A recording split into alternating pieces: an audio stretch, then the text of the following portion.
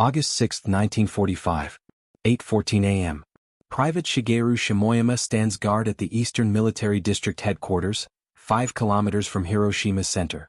The morning air hangs thick with summer humidity. Cicadas drone in the trees. He adjusts his rifle strap, thinking about breakfast. 1 minute remains. Above the city, 3 American B-29 bombers cruise at 31,000 feet. Most soldiers below barely glance up. Air raids have become routine. No massive formations today. Just 3 planes. Reconnaissance probably. At 8:15 the sky tears open. A flash brighter than 1,000 suns erupts above Hiroshima. Shimoyama's world becomes pure white light. No sound yet. Just blinding, impossible brightness that burns through closed eyelids. In that instant warfare changes forever. And the soldiers who witness it will struggle for words to describe what human beings have unleashed upon the earth. By summer 1945, the Japanese Empire was dying. The mighty fleet that had terrorized the Pacific lay scattered across the ocean floor. Yamato, the world's largest battleship, had been sent on a suicide mission and now rested in pieces beneath the waves. The industrial heartland smoldered from months of B-29 firebombing raids. Tokyo itself had burned on March 9, when 100,000 civilians died in a single night of incendiary horror. Yet the military machine refused to surrender. 3 million Japanese soldiers still manned positions across the home islands. Another 3 million civilians had been conscripted into the People's Volunteer Corps, training with bamboo spears and outdated rifles. The military leadership, dominated by hardliners, prepared for Ketsugo, the decisive operation to bleed the American invasion force white on Japanese beaches. Lieutenant Colonel Masao Inaba, stationed at the Imperial General Headquarters in Tokyo, would later testify that the army believed it could inflict such casualties that America would negotiate rather than occupy. The atomic bomb was not part of their calculations. Nuclear weapons existed only in the realm of theoretical physics, discussed in university laboratories, not military planning rooms. The soldiers knew nothing of the Manhattan Project. They knew nothing of the test in New Mexico 3 weeks earlier, where Robert Oppenheimer had watched the first atomic explosion and whispered words from Hindu scripture. "Now I am become death, destroyer of worlds." Japanese military intelligence had intercepted increased radio traffic suggesting something significant was coming. But they interpreted this as preparations for the anticipated invasion. More troops moved to defensive positions. More civilians dug caves and hillsides. The military distributed leaflets instructing people to fight with the spirit of the samurai when the Americans landed. In Hiroshima, the 2nd General Army Headquarters coordinated the defense of all southern Japan. Lieutenant General Seizo Arisu commanded intelligence operations from a concrete building near Hiroshima Castle. Around 40,000 soldiers were stationed in and around the city, a mixture of regular army units, recently mobilized reserves and support personnel. Hiroshima had been mysteriously spared from major bombing raids. While 66 other Japanese cities burned, Hiroshima remained largely intact. Soldiers stationed there developed theories. Perhaps the Americans were saving it as an occupation headquarters. Perhaps the many emigrants from Hiroshima living in Hawaii and California had influenced target selection. The truth was more calculating. Hiroshima had been reserved as a virgin target to demonstrate the atomic bomb's full destructive potential. Captain Mitsuo Fukuda, the man who had led the Pearl Harbor attack, was scheduled to attend a conference in Hiroshima on August 6. A last-minute change kept him in Tokyo. This twist of fate would save his life and provide history with one of its most remarkable witnesses. The man who opened the Pacific War would live to see how it ended. Warrant Officer Kizo Imai commanded an anti-aircraft battery on the hills surrounding Hiroshima. His men had grown complacent. When bombers appeared, they usually overflew Hiroshima heading for other targets. The morning of August 6 seemed no different. Weather reconnaissance planes had passed over earlier. The air raid warning had been lifted at 7:31 a.m. At Hiroshima Castle, Major Noriyuki Moritani was reviewing defensive positions for the expected invasion. Maps covered his desk showing beach fortifications, artillery positions, and suicide boat hiding spots. The castle, built in 1589, had survived centuries of warfare. In 30 minutes it would cease to exist. The Enola Gay approached from the east, following the Oder River toward the aiming point, the AIY bridge in the city center. Colonel Paul Tibbets held the B-29 steady. Bombardier Thomas Farabee peered through his Norden bomb sight. At 8 hours 15 minutes and 17 seconds, the bomb bay doors opened. Little boy, 64 kilograms of uranium, 235 wrapped in 4,400 kilograms of steel and explosives, fell toward the city. 43 seconds to detonation. On the ground, some soldiers noticed the planes. Private Isao Wada saw something fall from the lead bomber. A parachute opened. Supply drop? Propaganda leaflets? He would never finish the thought. Neither would thousands of other soldiers whose final moment of consciousness was a question about that falling object. The parachute carried scientific instruments to measure the blast. The bomb itself fell free, its radar altimeter counting down to 1,900 feet above ground level. At that height, the firing mechanism triggered. Uranium atoms split. Chain reaction began. The age of atomic warfare arrived in a microsecond of physics that would haunt humanity forever. Staff Sergeant Yoshido Matsushige was eating breakfast in his barracks 2.7 kilometers from ground zero when the flash filled his vision. He described it as a powerful light, like magnesium burning.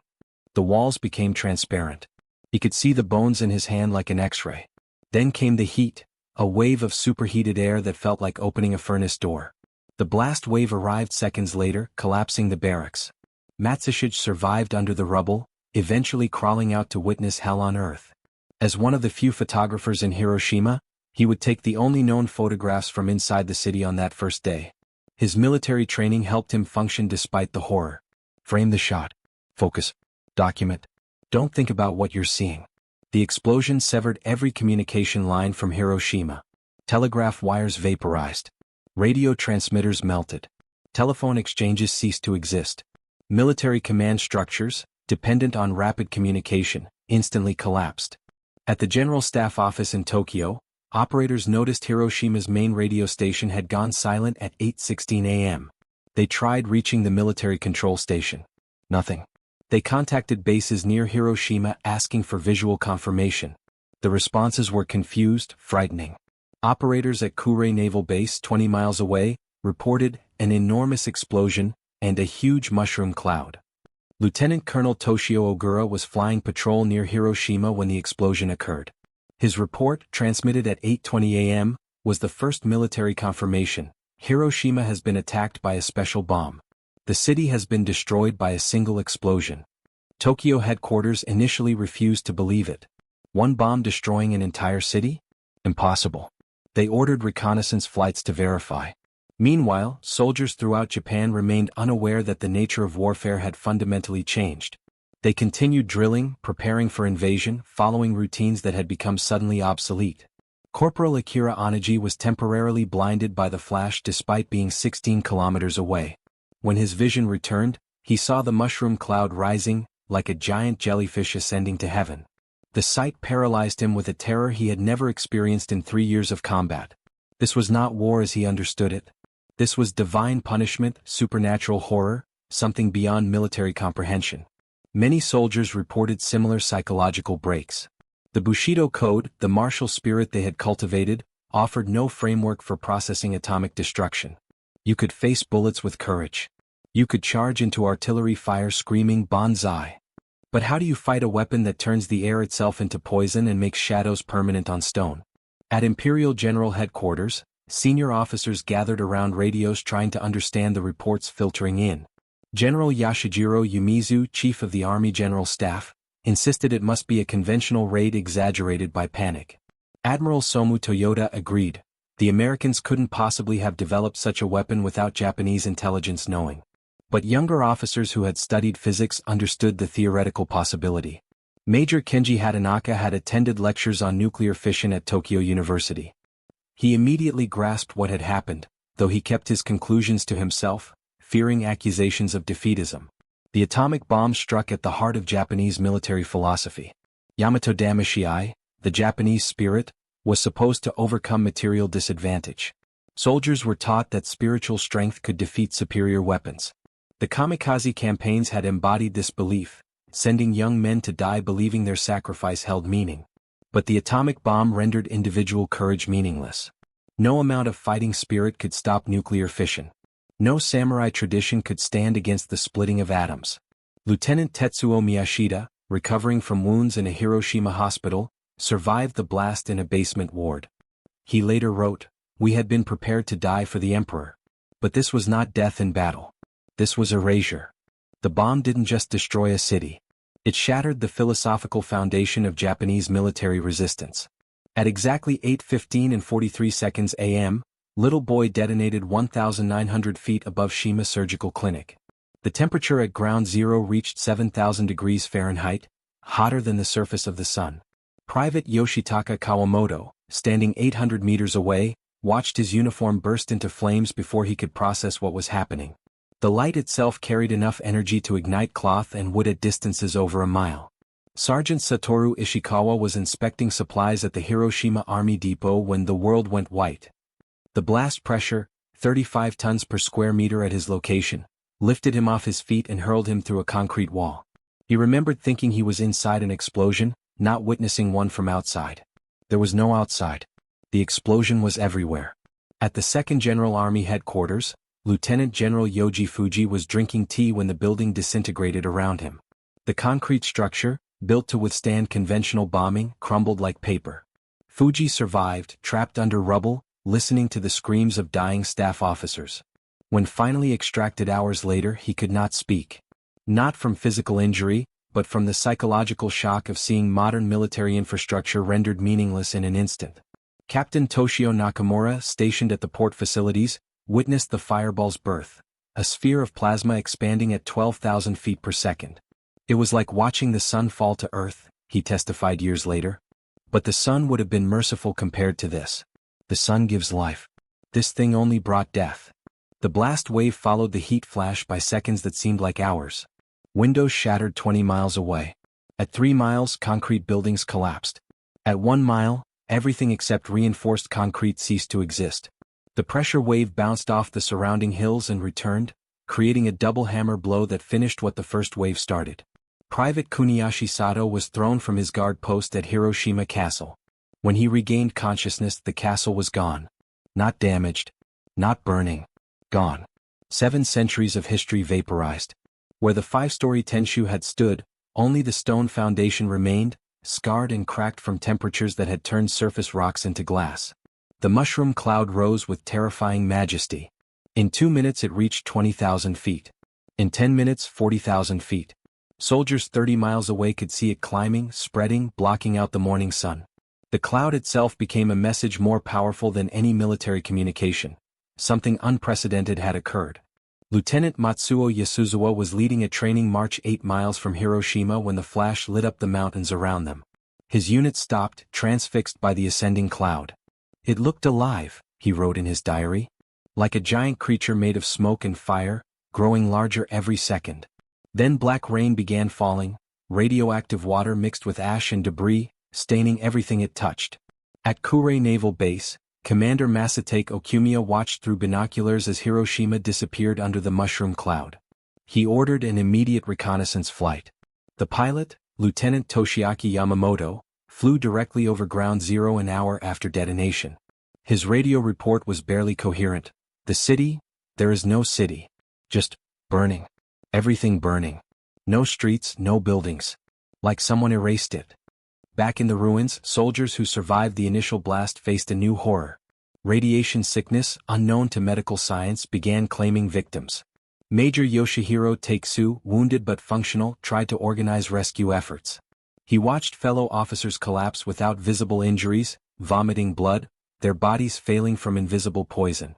Military discipline meant nothing against gamma rays destroying cells from within. Warrant Officer Hashimoto attempted to reach the 2nd General Army Communications Center. He found the building's concrete shell standing but everything inside incinerated. Radio equipment had melted into unrecognizable lumps. Codebooks were ash. The entire command structure for defending southern Japan had been decapitated in 43 seconds. By noon, reports reached Tokyo that something extraordinary had destroyed Hiroshima. But the military leadership still debated what had happened. Some insisted it must be a massive conventional raid with new incendiary weapons. Others suspected a natural gas explosion triggered by bombing. The truth was too terrible to accept without absolute proof. The proof would come from an unexpected source. 16 hours after the explosion, President Truman's announcement was intercepted by Japanese intelligence. 16 hours ago, an American airplane dropped one bomb on Hiroshima. It is an atomic bomb. It is a harnessing of the basic power of the universe. The immediate military response was chaos and confusion. General Seizo Arisu, head of military intelligence, flew to Hiroshima on August 7 to investigate personally. His plane circled the destroyed city 3 times before he could accept what he was seeing. From 3,000 feet, Hiroshima looked like a burned scar on the earth. The familiar grid of streets had vanished. Only the rivers remained as recognizable features. Everything else was flattened wasteland punctuated by fire. Upon landing at a military airstrip outside the destruction zone, Arisu was briefed by surviving officers. Major Hiroshi Yanai, burns covering half his body, delivered his report while lying on a stretcher. Excellency, 1 bomb. We confirmed it was 1 bomb. The observations posts recorded a single aircraft, single detonation. His voice broke. 1 bomb did this. The implications were staggering. Japan's entire defensive strategy assumed the Americans would need thousands of bombers dropping millions of pounds of explosives to destroy Japanese cities. The military had prepared for that: underground shelters, dispersed industries, civilian evacuation plans. But if 1 plane with 1 bomb could eliminate an entire city, every calculation became worthless. Colonel Sueyoshi Tori began compiling casualty figures. Of the 40,000 military personnel in Hiroshima, approximately 20,000 were dead or missing. The 2nd General Army Headquarters had lost 75% of its staff officers. The 5th Division was effectively destroyed as a fighting unit. The Hiroshima garrison, responsible for coordinating defense against invasion, had ceased to exist as an organized force. Military hospitals outside the blast zone were overwhelmed. Captain Terafumi Sasaki, working at the Red Cross Hospital 2 kilometers from Ground Zero, treated wounds unlike anything in military medical manuals. Flash burns where clothing patterns were seared into skin. Radiation sickness causing soldiers to die days after seeming to recover. He ran out of bandages in the 1st hour, morphine in the 2nd, hope in the 3rd. The atomic bomb fractured the Japanese high command. In Tokyo, an emergency imperial conference convened on August 9.